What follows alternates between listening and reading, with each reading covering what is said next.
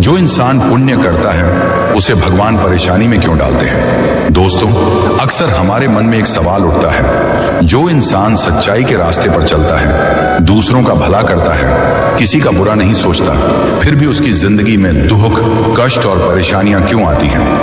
अगर भगवान न्यायप्रिय हैं, तो अच्छे इंसान को ही क्यों बार बार आजमाया जाता है? इसका उत्तर बहुत गहरा है। सबसे पहली बात, परेशानी सजा नहीं, परीक्षा होती है। भगवान कभी भी पुण्यात्मा इंसान को दंड देने के लिए कष्ट नहीं देते, वे उसे परखते हैं। जैसे सोना आग में तपकर ही शुद्ध होता है, वैसे ही इंसान कठिनाइयों से गुजरकर ही महान बनता है। भगवान जानते हैं कि यह इंसान टूटेगा नहीं, इसलिए उसे मजबूत बनाने के लिए कठिन रास्ता देते हैं। दूसरी बात, कर्मों का हिसाब केवल इस जन्म का नहीं होता।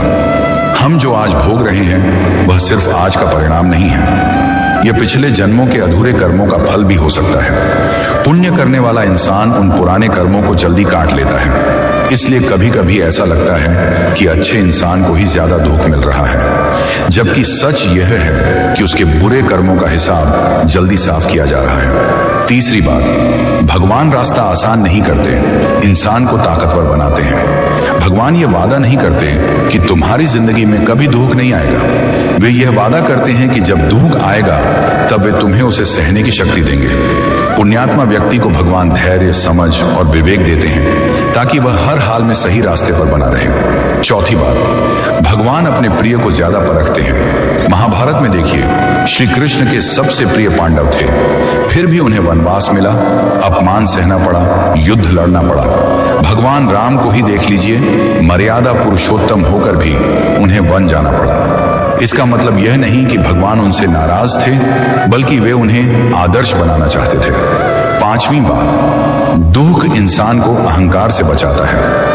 अगर पुण्य करने वाले इंसान की जिंदगी हमेशा सुख में रहे, तो उसके अंदर भी घमंड आ सकता है। परेशानी इंसान को विनम्र बनाती है, भगवान से जोड़े रखती है और जीवन का असली अर्थ सिखाती है। अंत में याद रखिए, भगवान देर करते हैं, अंधेर नहीं।